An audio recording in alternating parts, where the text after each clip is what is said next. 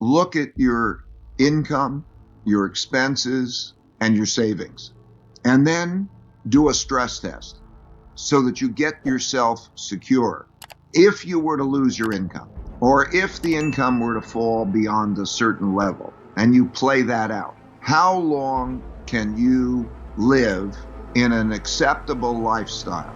And do you have a savings that is adequate for that? Three most important circumstances that existed before we had the downturn, which was caused by a pandemic, but any downturn would have produced the same results. The three most important things that are happening in the world now are that we're at the end, late in a long-term debt cycle in which central banks cannot control monetary policy the same way. They can't lower interest rates. They can't get money to a lot of people who need the money in the traditional way. So just like in 1929 to 1932, there was a debt crisis that came as a result of an excessive amount of debt in the boom year. And then when you have that in 1932, we hit zero interest rates. And when they hit zero interest rates in 32, like in 2008,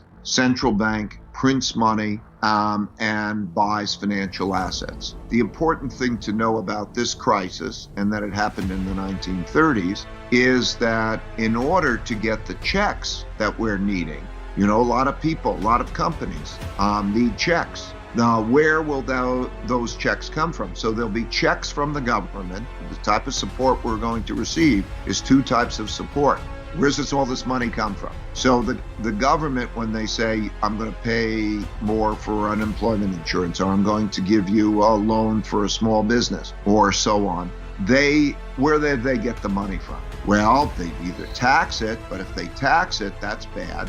So the government, they can borrow it. That's what a deficit is. The government runs a deficit. And then the question is, who's going to borrow it when everybody's financially strapped? And the Federal Reserve says they have the power to print money, and they will say, I will borrow it and I will lend you the money. So the Federal Reserve is lending the money, and it is also lending others the money. The important thing to know is that all that we think about money is not limited in any way, like there's a certain amount of money out there. It's all make-believe.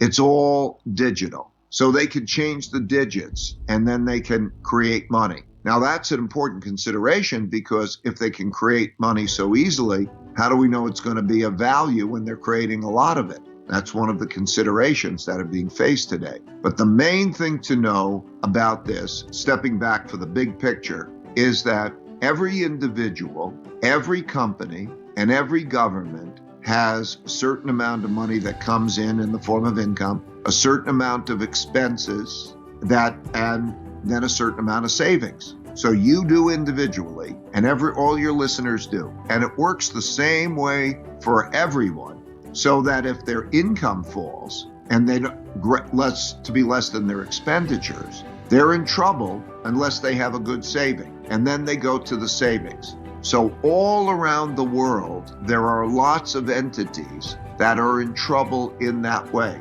So the government, two parts of the government, the U.S. government, two parts, want to give checks to people. Now, it's difficult to decide who gets it, who doesn't get it. But if they don't give checks to people or to companies, those will go bankrupt because they may not have enough savings. So you saw J. Crew went bankrupt. And you'll see others go back because they don't have enough. And so when they go bankrupt, then that's a whole other process. So in order to prevent that, they have to give money. And so they print money. We call it print. There's not even paper much. It's digitally create money. And then that comes in the form of loans. Yeah, the Federal Reserve will buy government bonds. So it's a transaction of buying it. And they will also buy private bonds. They might pick a company, many companies, and they'll say, I will buy your bonds, which is the equivalent, I will lend to you. And that's happened through history. So what we're going through is the same process as happened in the 1930 to 1945 period. So as I was saying, there are three important things. That is one. The second is large wealth gap. Third is that we have a rising power in the form of China emerging to compete or challenge the United States leadership. So when you have these three things together, it's a challenging mix, and it's happened repeatedly. Less effective monetary and credit system makes it, they have to print a lot of money, can threaten the value of money.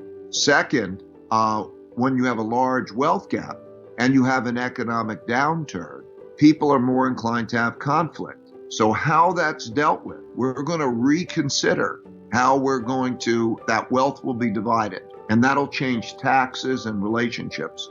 And then the third is we're no longer in a world order where the United States is the only dominant power. These three things existed, and the most important things existed. And then we had the downturn in terms of the virus. So you could think of the virus like being a tsunami that came, and if it went, and if we had no more of it, it still would have left a lot of economic damage. So in all different ways. So the economic damage has to be understood and dealt with. What you do is you calculate, if I lived in a simpler lifestyle and I had this amount of earnings, how many months or years could I live acceptably?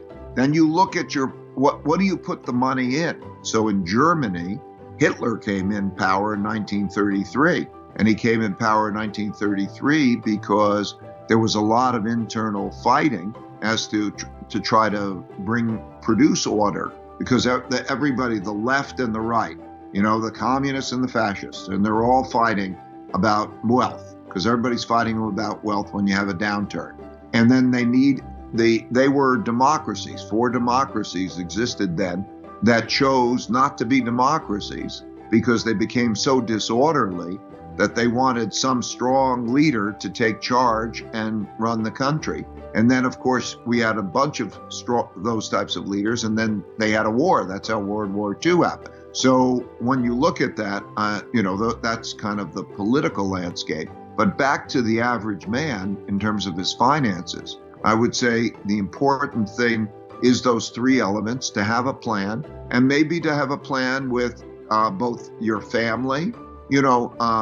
How do you get down when things got tough, and then you have to look at what happens in policy. Well, policy depends on the person. Some people would understand more about policy than other people, so it depends on what they should do. It depends on what they're able to do well.